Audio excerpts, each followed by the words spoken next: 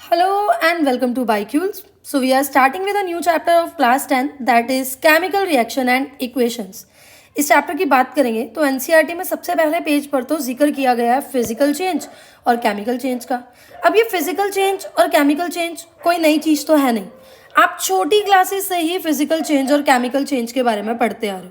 अगर साधारण भाषा में बोलूँ तो केमिकल चेंज मतलब जिसमें कोई नया प्रोडक्ट फॉर्म हो रहा है, कोई न्यू सब्सटेंस फॉर्म्ड हो रहा है, और फिजिकल चेंज मतलब जिसमें कोई भी न्यू सब्सटेंस फॉर्म नहीं हो रहा है, जो भी सब्सटेंस की ट्रांसफॉर्मेशन हो रही है वो उसके शेप साइज स्टेट में ही हो रही है। डेफिनेशन पढ़ते हैं। A physical change is a transformation where a substance alters its physical property। एक ऐसा चेंज जहाँ पर जो सब्सटेंस है उसकी फिजिकल प्रॉपर्टी ऑल्टर हो रही है, यानी उसकी फिजिकल प्रॉपर्टी में चेंज हो रहा है, उसके शेप साइज स्टेट इन सब चीज़ों में चेंज हो रहा है, पर उसकी केमिकल कंपोजिशन में कोई भी फर्क नहीं पड़ रहा या कोई न्यू सब्सटेंस फॉर्म नहीं हो रहा। एग्जाम्पल से पढ़ेंगे तो और क्लियर होगा, जैसे कि मेल्टिंग ऑफ आइस। अब आप सोच सकते हो आइस किससे बनी है? वाटर से, और ये मेल्ट होकर भी किस में कन्वर्ट हो रही है? वाटर में ही कन्वर्ट हो रही है। तो यहाँ हम देख रहे हैं सिर्फ स्टेट चेंज हो रही है। आइस जो कि सॉलिड है ये मेल्ट होकर किस में चेंज हो रही है? लिक्विड में चेंज हो रही है। पर क्या इसकी केमिकल कंपोजिशन चेंज हो रही है? नहीं, वाटर से ही आइस बन रही है और आइस मेल्ट होकर भी वाटर ही बन रहा है। ऐसे ही बॉइलिंग वाटर, वाटर जब बॉयल हो रहा है तो उसके बाद क्या हो रहा है? स्टीम प्रोड्यूस हो रही है। तो यहाँ पर हम क्या देख रहे हैं, जो लिक्विड स्टेट है वो जाके वेपर में कन्वर्ट हो रही है, यानी कि गैसियस स्टेट में कन्वर्ट हो रही है। क्या यहाँ पर कुछ नया केमिकल सब्सटेंस, कोई नई कंपोजिशन का सब्सटेंस बना? नहीं बना। तो ये फिजिकल चेंज है। ब्रेकिंग ऑफ ग्लास, एक ग्लास था वो टूट गया, उसके छोटे छोटे टुकड़े हो गए, तो क्या वो ग्लास से वुड हो गया? क्या नहीं ना, रहा तो ग्लास ही, यानी कंपोजिशन सेम रही, कोई भी नया सब्सटेंस नहीं बना, उसकी शेप उसकी साइज में फर्क आ गया। ऐसे ही चॉपिंग वुड, बड़ा सा पेड़ है उसमें लकड़ी है, आपने इस लकड़ी को काटना शुरू कर दिया तो अब इस लकड़ी के ही तो छोटे छोटे टुकड़े हो गए ना, कोई नया सब्सटेंस तो नहीं बना ना। तो चॉपिंग ऑफ वुड क्या है? फिजिकल चेंज है। और फोल्डिंग ऑफ पेपर, या इस पेपर को छोटे छोटे टुकड़ों में काट देना, तो क्या उससे पेपर से वो वाटर हो जाएगा क्या, या किसी और सब्सटेंस में कन्वर्ट हो जाएगा ना? हो जाएगा क्या? पेपर तो पेपर ही रहेगा। तो ये भी क्या है? फिजिकल चेंज है। ऐसे ही एग को ब्रेक करना, एग को ब्रेक कर रहे हैं हम, तो जो एग पहले शेल के अंदर था वो शेल से बाहर है, तो इससे क्या हो गया? क्या कुछ नया सब्सटेंस बना? नहीं, बस उसकी शेप चेंज हो गई, कॉन्फ़िगरेशन चेंज हो गई, उसी को हम फिजिकल चेंज बोल रहे हैं। केमिकल चेंज कब होता है? केमिकल चेंज जहाँ कोई केमिकल रिएक्शन हो।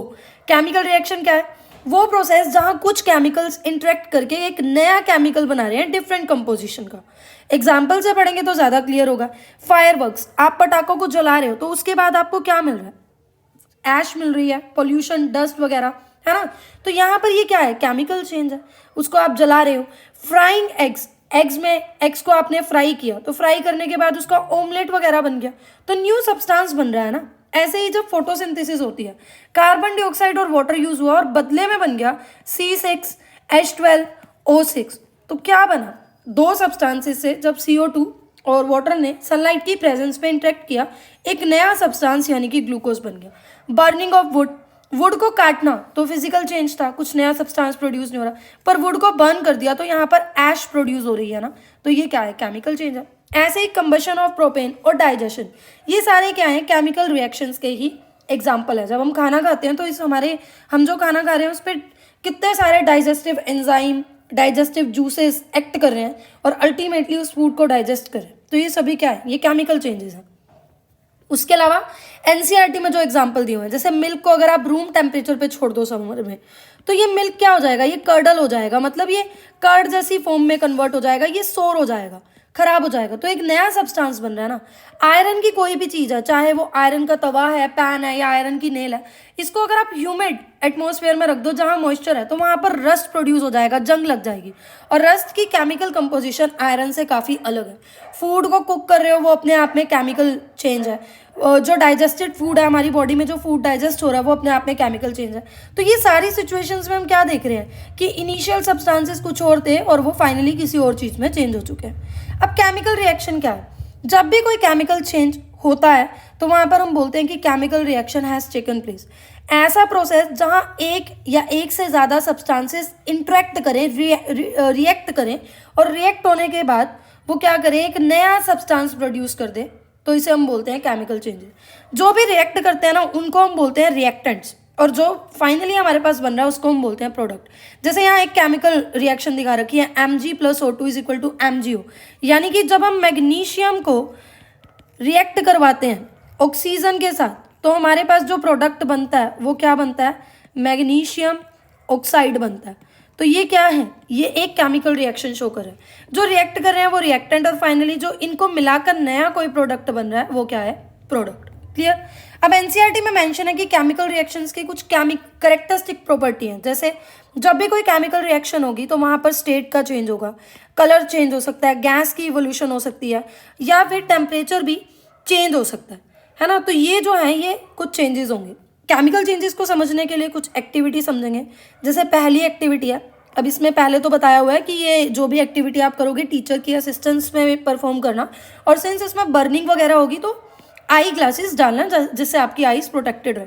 अब आपने करना क्या है, मैग्नीशियम रिबन लेनी है 3 से 4 सेंटीमीटर और इसको क्लीन करना है सैंड पेपर से। अब एनसीईआरटी में ही इंटेक्स क्वेश्चन में जो सबसे पहला क्वेश्चन है वो यही दिया हुआ है कि आपने इस मैग्नीशियम रिबन को पहले क्लीन क्यों करना है जलाने से पहले, क्योंकि मैग्नीशियम रिबन ना एयर की प्रेजेंस में आके अपने ऊपर एक ऑक्साइड की लेयर बना लेती है, और ये ऑक्साइड की लेयर जब यहाँ बन जाती है ना तो ये क्लीन फ्लेम से जल नहीं पाती, ये क्लियरली बर्न नहीं हो पाती, इसलिए इसको पहले आपने क्लीन करना है। फिर इसको होल्ड करना है एक पेयर ऑफ टोंग से, ऐसे चिमटे जैसे ये जो होते हैं टोंग, इससे आपने इस मैग्नीशियम रिबन को पकड़ना है, स्पिरिट लैम्प जलाकर इसको आपने जला देना।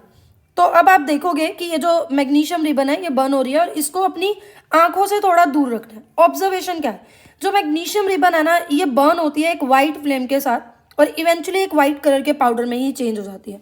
ये जो पाउडर है ये मैग्नीशियम ऑक्साइड है। तो ये क्या दिखा रहा है, ये दिखा रहा है कि जो मैग्नीशियम रिबन हमने ली और एयर से जो ऑक्सीजन है ये मिलकर रिएक्ट कर रहे हैं, मतलब मैग्नीशियम और ऑक्सीजन यहाँ रिएक्टेंट्स है, और मिलकर ये बना रहे हैं मैग्नीशियम ऑक्साइड।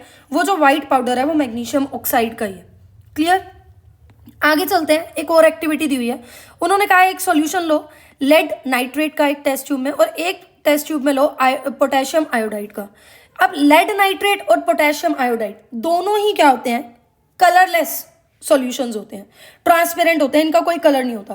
पर जैसे ही ये लेड नाइट्रेट और पोटेशियम आयोडाइड को आप मिलाओगे इनके बीच में केमिकल रिएक्शन होगी और ये येलोइश कलर का प्रेसिपिटेट दिखेगा, है ना। तो येलोइश कलर का प्रेसिपिटेट यहाँ किसका है, तो ये लेड आयोडाइड का है। तो ये हमें क्या दिखा रही है, एक केमिकल इक्वेशन दिखा रही है, एक केमिकल रिएक्शन दिखा रही है कि लेड नाइट्रेट और पोटेशियम आयोडाइड की जब रिएक्शन हो रही है, तो हमने बोला ना एक कैरेक्टरिस्टिक फीचर केमिकल रिएक्शन का ये भी है कि चेंज इन कलर।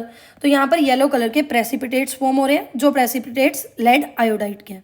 उसके बाद लास्ट एक्टिविटी हमारी बुक में जो लिखी हुई है वो है take few zinc granules in a conical flask और टेस्ट ट्यूब। आपने एक कॉनिकल फ्लास्क लेना है या एक टेस्ट ट्यूब ले सकते हो, उसमें कुछ जिंक ग्रैन्यूल्स डालो। अब उसमें हाइड्रोक्लोरिक एसिड HCl या सल्फ्यूरिक एसिड H2SO4 को डालो। अब ये एसिड है तो इसको आराम से डालना है, केयर के साथ हैंडल करना है ताकि कोई नुकसान ना हो। अब आप देख रहे हो कि क्या इन जिंक ग्रैन्यूल्स के आसपास कुछ हो रहा है, इन जिंक ग्रैन्यूल के आसपास ना आपको बबल्स दिखेंगे।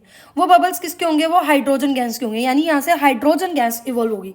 मतलब साफ है कि जब भी कोई मेटल किसी एसिड के साथ फॉर एग्जांपल HCl या H2SO4 के साथ रिएक्ट करेगा तो बदले में यहाँ पर H2 gas, hydrogen gas evolve होगी। उसके बाद वो बोल रहा है कि क्या यहाँ पर कॉनिकल फ्लास्क या टेस्ट ट्यूब के टेम्परेचर में कोई चेंज आया है, तो हाँ जी बिल्कुल। जब आप इसको टच करोगे तो यहाँ पर आपको दिखेगा कि ये गर्म हो चुका है, हीट हो चुका है, मतलब यहाँ पर टेम्परेचर इंक्रीज हो रहा है।